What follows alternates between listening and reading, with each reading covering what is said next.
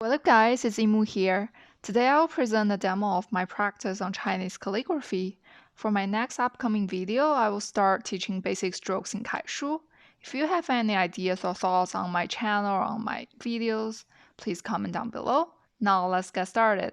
To start, I prepare myself with the so-called China's four treasure of study, the writing brush, the ink stone, and the rice paper.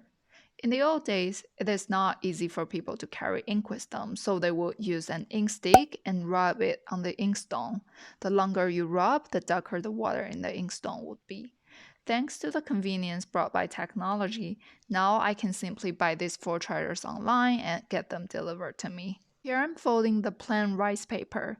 You can choose whatever and by n grid numbers you want.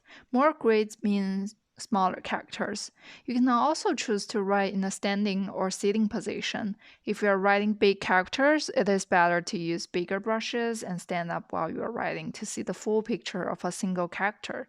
But the standing position requires a good control of your arm and elbow while writing. So for beginners, I would recommend you write smaller characters in a seated position, like what I'm doing in the video. This way, you can put your elbow on the table to better assist you while you are writing. Notice that I don't have a Chinese calligraphy mat to put under the paper right now, so I'm just using newspaper as a substitute. I spread it out on the whole table in case the ink spilled out.